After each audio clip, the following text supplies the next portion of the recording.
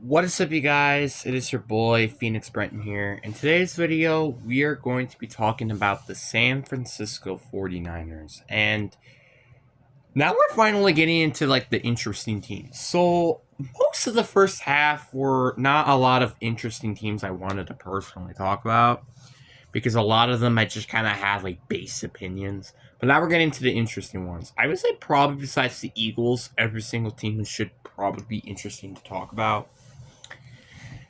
So that's going to be very exciting, and I'm really thinking this is going to be very interesting.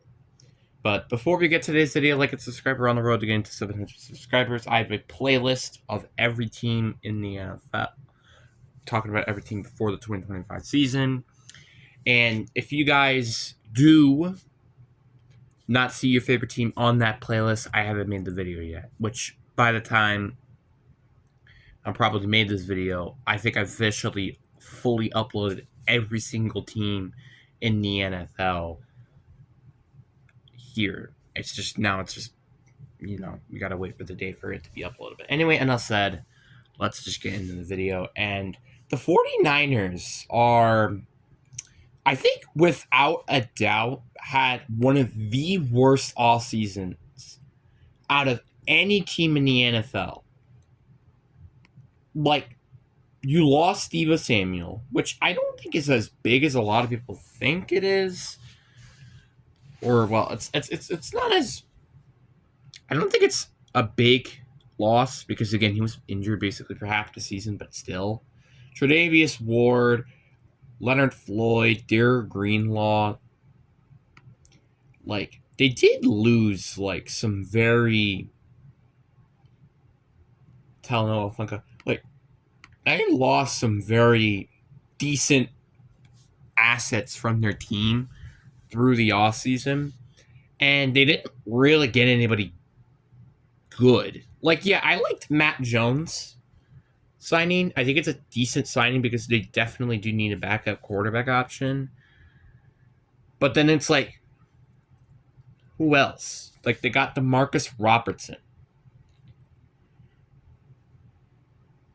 Do you kind of understand the point now? It doesn't make any sense. I actually did see that they signed Trey Brown, which could be very interesting. But like I said, it's nothing huge. And that's kind of sad because when we're looking at the Niners team, they were a Super Bowl contending team. Also, I forgot to mention they added Bryce Huff, which is not a bad addition by any means, but it didn't replace anybody, though. That's kind of one of the biggest problems. One of the biggest problems I would say is that they didn't really replace anybody. I mean, yeah, Deebo Samuel, they did that ahead of time with Ricky Pearsall. But like Travarius Ward, like Trey Brown, Leonard Floyd they easily replaced with, but probably actually better people. But Derek Greenlaw wasn't replaced really that much either. So it's like, you kind of have like this team. I don't think, without a doubt in my mind, is not a Super Bowl contending team this year. I just cannot see that with how busted this team was through this offseason. And not only that, but you have the injury concerns as well, which also hold this team back. And now it brought Purdy having a full-scale contract rather than a bum Mr. Irrelevant money, which is like $700K a year or something.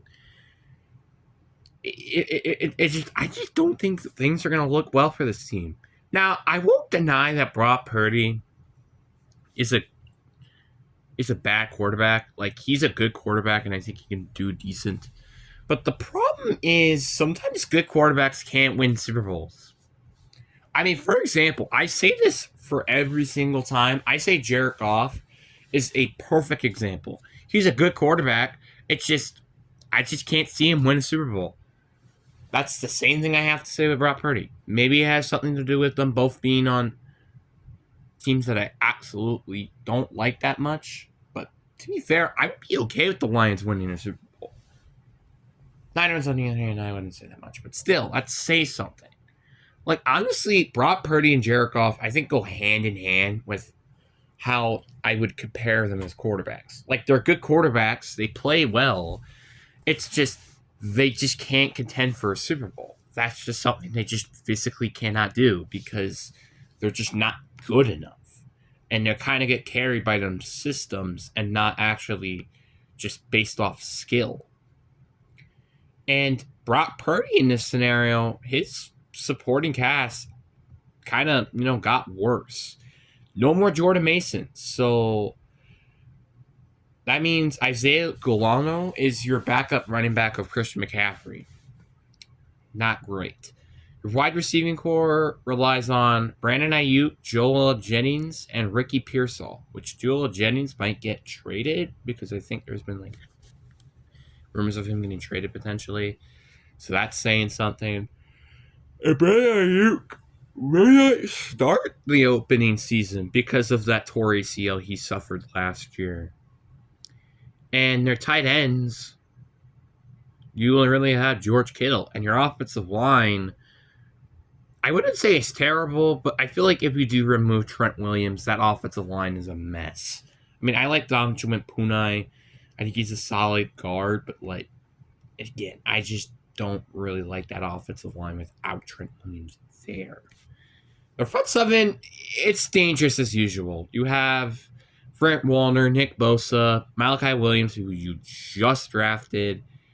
You also have Bryce Huff, who they just added. So they still have a very ferocious front seven. Maybe not the greatest defensive tackle core, though, I will admit to that. And their secondary is still solid with players like John Brown, Rashawn Green, Jeremy Leonard. So they still have, very solid players on the secondary. This is still a good team. I won't deny that. And this team is still a playoff contending team. It's just, there's a couple of concerns that I really have, which is, one, can this team stay healthy? And two, can this team contend for a Super Bowl even when this team is healthy? Because, again, they did lose decent assets during the offseason. So it's very interesting how this might affect them heading into the 2025 season. I mean, who knows? Maybe they might have a really good start and then they just choke it at the end. Because, again, this team is kind of different than what it normally is. Usually it's stacked full of talent, but now it's a little bit more different than what it normally is. I mean, though, I will admit, though, to this, again, if Brock Purdy got injured or maybe doesn't do well, they have Mac Jones as a backup. And personally, Mac Jones and I say this over and over again, I feel like Mac Jones kind of got he wasn't developed right in New England. I mean, he had a good first year, and then he kind of struggled because he had Matt Patricia as his offensive coordinator. It's I feel like he was given up on too early, in my opinion, and that's why I feel like he could potentially been something good. Kind of the same thing with Sam Darnold and Geno Smith and stuff like those quarterbacks. So, but that's my personal opinion. You guys can obviously disagree with my opinion in the comments. And heck, even Trey Lance, who's also a Niners quarterback who got drafted. So now we're going to go through their schedule and we're going to go through worst case scenario where I definitely have them losing the first two games, which is the Seahawks and the Saints on the road. Then you get the win against Arizona at home and same thing with Jacksonville. And then you start to lose two games again. Why does it feel like I'm just going to give them 2 wins and 2 losses? Well, not anymore because you lose to the Texans on the road. And then afterwards, you win against New York on the road. You lose to the Rams at home. You lose to Arizona on the road. You win at home and win on the road against the Panthers and Browns respectively. You get a bye week. You get the win against Tennessee. You get the win against the Colts.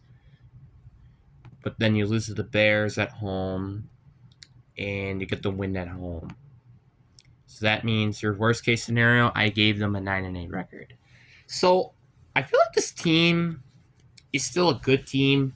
It's just, can we see why, though? So then best case scenario, I still think you're going to lose your week 1 game against Seattle, but you will get the win on the road at least. almost basically until like week 10, I would say make a change, which is to get the win at home against the Rams instead of loss.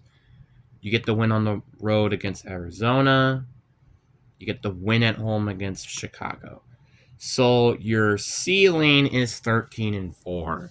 So they don't really have like I mean they do have a good ceiling, or I guess a high ceiling, but it's not the highest I've ever gave a team, but definitely probably one of the highest floors I've given a team, though, for sure.